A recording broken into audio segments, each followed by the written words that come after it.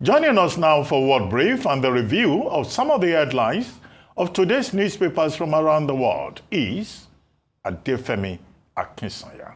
Good morning, Adefemi. Good morning, Dr. Rubin. Welcome back. Good morning. Good to see you. Hope you had a good time. Yeah. Good. Yeah.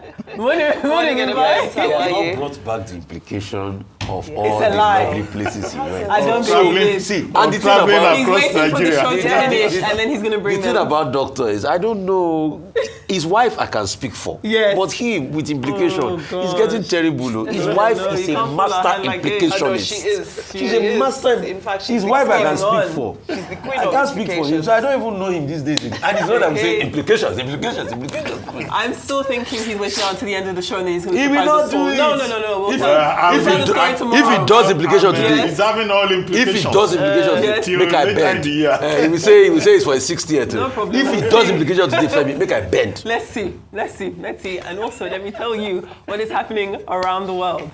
Now, today's edition of the World Brief does focus solely on the Middle East and how it does affect the rest of the world. Now, despite reports from the White House that the United States would take 2 weeks to decide whether or not to join Israel in its war against Iran, over the weekend, the US launched Operation Midnight Hammer and bombed 3 nuclear sites in Iran: Fordo, Natanz, and Isfahan. Now, the attack used 125 US military aircraft, including 7 B-2 bombers. Now, of those 3 nuclear sites, Fordo, which is extremely deep underground, has a uranium enrichment site, which is vital to Iran's nuclear ambitions. Let's take a listen. Our objective was the destruction of Iran's nuclear enrichment capacity and a stop to the nuclear threat posed by the world's #1 state sponsor of terror. Tonight, I can report to the world that the strikes were a spectacular military success. Iran's key nuclear enrichment facilities have been completely and totally obliterated. Iran, the bully of the Middle East, must now make peace. If they do not, future attacks will be far greater and a lot easier. Our objective was the... Well, the US attack came without congressional approval, leaving most Democrats and some Republicans questioning the legality of the strikes. Nevertheless, Trump has warned Iran that any retaliation would be met with even greater force. This is what Iran's foreign minister had to say in response. The warmongering and lawless administration in Washington is solely and fully responsible for the dangerous consequences and far-reaching implications of its act of aggression. There is no red line that they have not crossed. The warmongering. Now, around the world, there have been reactions to the US's strikes. Now, at The Hague in the Netherlands, on the top of this split screen here, as well as Manila, which is on the bottom of the split screen, if we can put the pictures there, we will see that protest against the aggression by the United States and Israel was something that reached all over the world. And on Sunday, Pope Leo XIV, speaking from St. Peter's Square, made a strong appeal for peace, calling for international diplomacy to silence the weapons. And at the United Nations Emergency Council meeting, the United States, Israel, and Iran's ambassadors to the UN all exchanged their responses after strikes on Iran's nuclear sites. Now, a question to ask ourselves is, do nuclear weapons make the world safer? Now, it may sound controversial, but some political scientists do suggest that it does. Now, let's take a look at this chart. 9 countries either say that they have or are believed to have nuclear weapons. Those 9 countries are Russia, the United States, China, France, United Kingdom, India, Pakistan, Israel, and North Korea. Now, you'll notice that some of these countries actually hate each other. India and Pakistan, Russia and the United States, China and the United States all have strained relations, but none of them have ever gone to nuclear war with each other. Why? Well, let's take a look at this next chart. Now, in political science, there is a doctrine of mutually assured destruction, which is simply put a situation in which two very powerful countries have enough nuclear weapons to destroy each other, but will not attack because the destruction of one country would bring the destruction of another. Essentially, nuclear weapons are not really about using them. It's about more so giving other countries a reason not to go to war with you, which is why some political scientists argue that nuclear weapons do in fact make the world safer. So why is the United States and Israel so focused on stopping Iran's nuclear program? Well, let's cast our minds back to 2015 and the Joint Comprehensive Plan of Action, also known as the Iran nuclear deal. It was an agreement to limit the Iran nuclear program in exchange for sanctions relief. The deal was signed by Iran, China, France, Russia, the UK, US, and Germany, and it was well received by the international community. But Israel did not like the deal. Then, in 2018, during President Trump's first term in office, the United States withdrew from the deal, despite the fact that the IAEA had kept Iran under strict supervision. Fast forward to last week, and Donald Trump tells the world that he wants to renegotiate the deal with Iran. That was supposed to happen beyond last week. But as we've seen, that 2-week deadline that the US said it needed to decide its next steps may have been a distraction tactic to keep Iran from being able to see the attack coming. This is why information is so important. Now, in 2003, the United States told the world that Iraq had weapons of mass destruction, and they used that rhetoric to essentially buy consent from the public in order for them to go to war. It turned out that the United States and the United Kingdom never did find any weapons of destruction in Iraq or Afghanistan, but what they did do was destabilize the region. It did bring democracy to some extent, and it did lead to the execution of Iraq's Saddam Hussein in 2006, and of course the US killing Osama bin Laden in 2011. But could the same be happening here with Iran? We've already heard the US threaten to kill Iran's supreme leader. So knowing what we know today about recent history, is it fair to suggest that Iran perhaps does not pose an existential threat to Israel? Could it be that Iran's biggest threat is actually stopping Israel's strategic ambitions, such as taking more Syrian, Lebanese, Jordanian, and Palestinian land? Is that the biggest reason for this aggression? Well, I'd love to hear your thoughts on this side of international politics before we move on to the papers. I mean, Femi, you're very apt with your analysis, you know, and it's very wonderful when you set the precedents. And God bless you. You know, you made my weekend and my week twice. Weekend, I finished the last moi moi, Otzi money. Today, lovely analysis. But Femi, it goes back beyond all of this that has happened. The real problem started in the early 1900s, and it was an agreement that cost him, in fact, 2 agreements, Sykes and Picot and Sazonov and Palelog agreement, where the allied, the likes of Britain, France, and the likes, and Russia shared the Middle East amongst themselves. For further reference, there's a book written by a guy called James Barr called Line in the Sand. You can read that book and you'll see where the problem really started. After they did that, then discovery of resources came in. William Knox Dicey, a famous oil tycoon, had discovered oil in the Persian Gulf about 1906, 1907. Oil became the contention for Iran. And that's why the West stayed on, because there was mineral resource. So in the middle of all this squabble, there's resource too. And that's why when Mossadegh in 1953 tried to call for nationalization of Iranian oil, what happened? He was fought back. The CIA, the classified documents, planned a coup and kicked him out and put the Shah in there where they were taking about 40% of Iranian oil. But the mullahs, led by Khamenei, had been fighting against that leading up to the revolution. So Americans were allies with Iranians when the Shah was there. Because why? They were getting oil, they were getting resource. In the 80s, when Khamenei was there, when Iraq went ahead to say, let's fight them, and they had the Iraq war and the Iran war that lasted 8 years, guess what? Americans became allies with Saddam Hussein and Iraq, supplied him weapons to fight Iran. So you see, all of this is also the hypocrisy of America. What is not in their favor, they connive with everybody. The same Saddam Hussein that Americans later went to fight against in the Gulf War when their same ally wanted to take over Kuwait, They collected money, about $15 billion from the Kuwaitis to fight that war for them, to restore Kuwait. And they went after him. It was the same ploy they used for Saddam Hussein. You remember the man that killed himself, the nuclear scientist Kelly, where they said that Saddam Hussein had what? He said weapons of mass destruction, which was a lie. They used that as a pretext to invade. They killed Saddam Hussein, decimated him, disgraced him, hung him on live TV. I watched it on Sky News that day. But did he solve the problem? No, he made the Middle East more unsafe. Agreed. And that's what they are doing again. Trump has mooted the idea of regime change now. Is going forward, is he using the B-2 bombers? Is that the solution? Did they even attack the centrifuges? Because till today, America claimed they bombed, but they've not showed us what they bombed.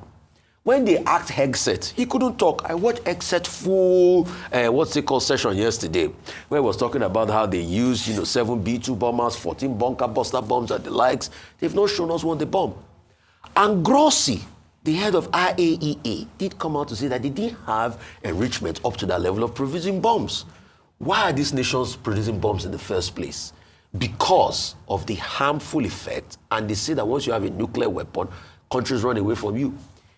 Do we forget in history that the America that preaches nuclear proliferation is the only country in human history that has used a nuclear weapon? They're the only country. Yeah, as the chart shows. Yeah. Yes, in Hiroshima and Nagasaki, when they used their bombers called the Enola Gay to drop the bombs then. So let the hypocrisy of America continue. Okay. With Trump's decision, we've just made this region more unsafe. It's reflecting in oil prices and everything. Some will say it's good for Nigeria, but I hear the pump price now. Dangote will say they will increase fuel price now very soon because we've removed subsidy. So let's continue the hypocrisy of the Middle East. But we know where the problem starts from. Sykes and Picot, we can never forget it. And it's all about resource and dominance. Okay. So for me, as somebody who, there's nothing I love more than precision.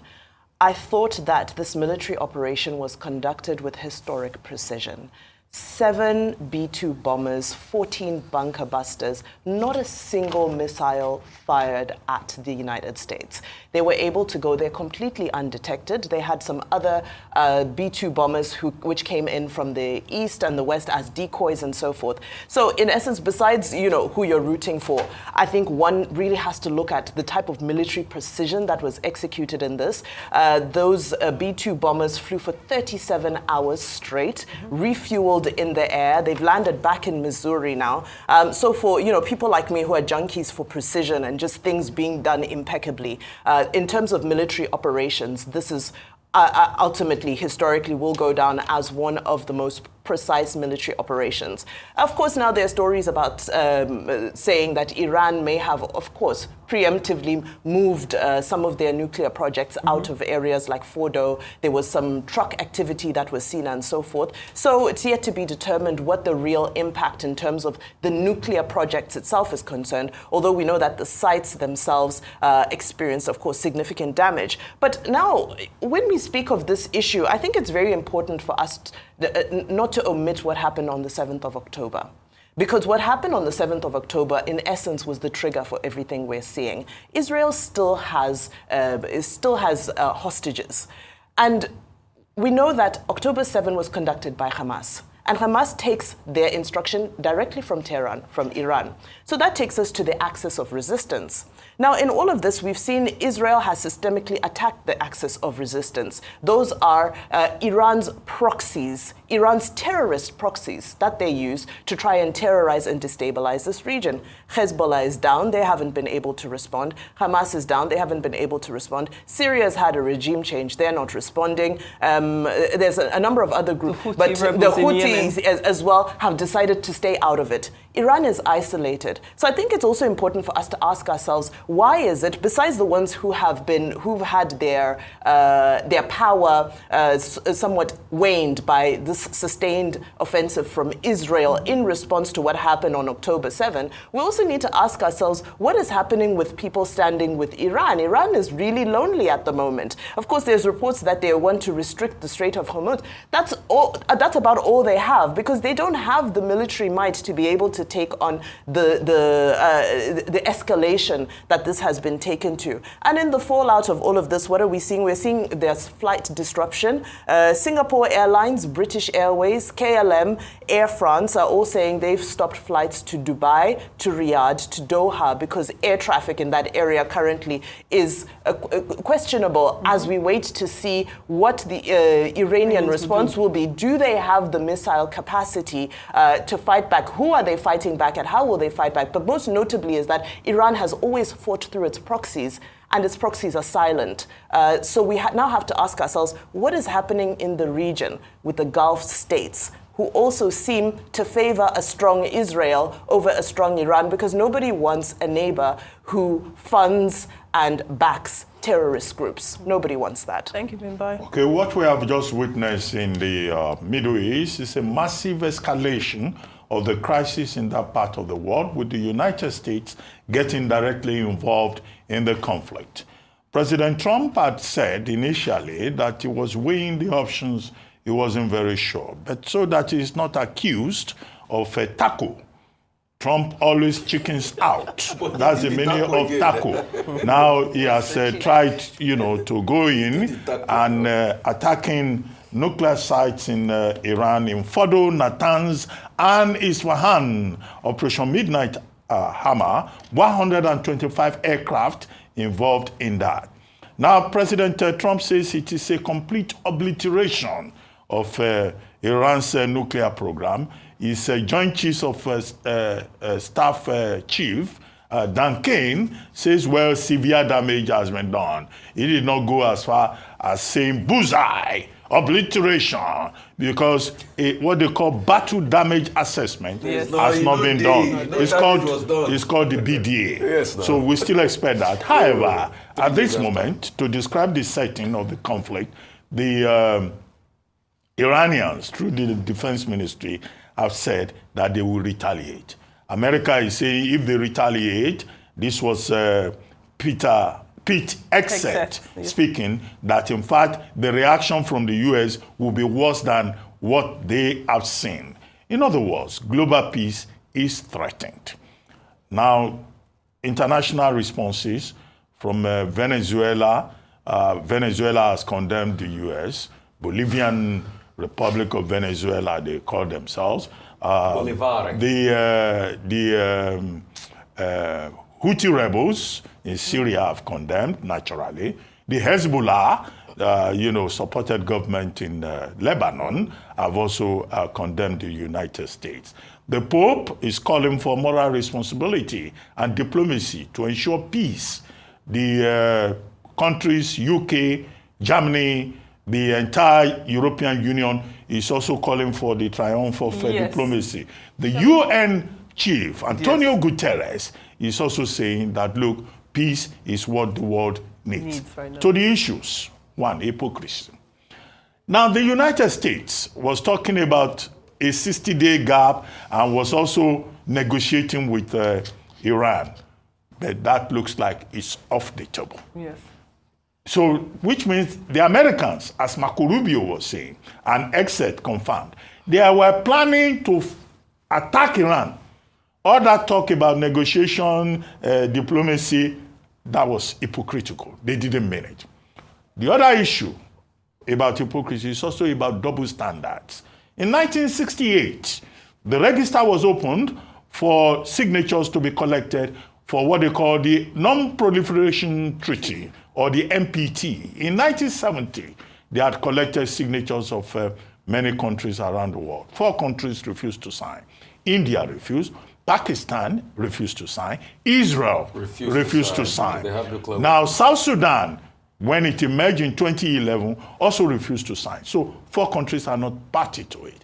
However, the countries that are party to it, 5 of them, including the UK, the US, Canada, France, Germany, they have 13,400 heads. Warheads. And yet, it is, what's his name?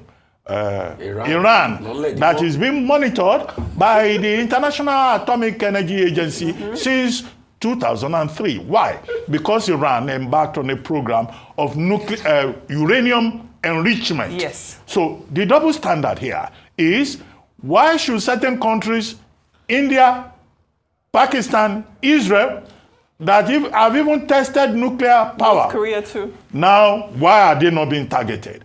Why is it Iran?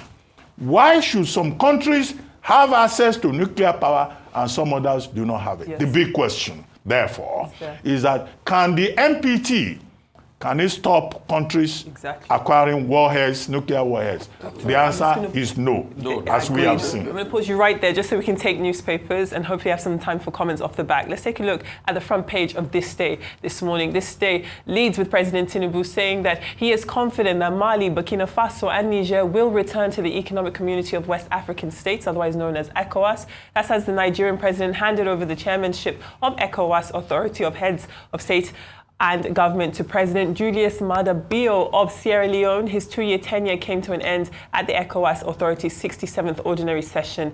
He described his tenure as a profound honor and a privilege to have led the esteemed body since July of 2023. This day also leads with a war of words between Nigeria's Minister of Solid Minerals Development, Dele Alake, who said that comments from former Jigawa State Governor Alhaji Sule Lamido that talks about President Tinubu selling out on June 12th struggle was proof that he was suffering from memory loss. Now, the New Telegraph also leads with these controversial comments from Lamido, as the presidency accuses him of being jealous of President Tinubu's credentials and trying to rewrite history. The New Telegraph also reports that the Joint Admissions and Matriculation Board has announced Saturday the 28th of June for the conduct of the 2025 UTME mop-up examination. JAMB did ask candidates who missed the 2025 UTME to start printing their registration slips from today, the 23rd of June. The mop-up will accommodate 5,096 candidates who failed biometric verification during the main exercise and the 91,742 who were absent in the main and rescheduled UTME. Now, the Guardian reports on a slither of good news for Nigeria coming out of the Middle East. Oil prices are approaching $80 per barrel. That's as analysts adjust their short-term price target to $90 per barrel, warning that the Middle East conflict could briefly cut 1.75 million barrels of Iranian oil out per day. The Daily Trust leads with the killings in Plateau over the weekend. The death toll of Friday's attack on the wedding travelers at Mangun community, which is in Mangu local government area of Plateau State, has risen to 13. In addition to the 8 corpses that were recovered on Saturday, the bodies of the 4 travelers earlier declared missing were said to have been recovered yesterday, while one of those injured was also confirmed dead. Now, the victims, comprising 32 men, women and children, were traveling in an 18-seater bus belonging to Ahmadu Bello University in Zaria from Basawa community in Zaria, Kaduna State to Plateau when they were attacked. The Punch leads with news that 11 states are taking steps to commence ranching as a way to address the age-long violent clashes between herders and farmers, which have claimed several lives in the country. Those states are Lagos, Plateau, Ondo, Zamfara, Bauchi, Delta, Niger, Kano, Jigawa, Nasarawa and Anambra. The Daily Times has the PDP defiant that the INEC cannot stop their 100th NEC meeting. The ongoing battle is, of course, over the national secretary role between Sunday Udeokoye and Senator Samuel Ayanmu, backed by the FCT Minister Nyesom Wike, has deepened internal rifts within the party and repeatedly delayed this NEC meeting, but the party insists the meeting will be held on the 30th of June. The national economy leads with Nigeria's industrial decline. Its headline says that manufacturers are worried as Nigeria's economy is now 57% service-driven and investors are shunning manufacturing amid infrastructural delay. And to the United Kingdom very quickly, we have the Daily Express. It leads with UK terror threat rising in the aftermath of US attacks on 3 nuclear sites in Iran. Let's also not forget that UK Prime Minister Keir Starmer did, speak out in support of the US's actions over the weekend. Those are your newspapers. Thank you very much for all of your time today. And the UK is part of the cause of the problem. All right, Because of greed. Thank you so much for that, Always a Adefemi. I'm pleasure. sure we're going to be speaking for the Middle East, about the Middle East, for some time to come.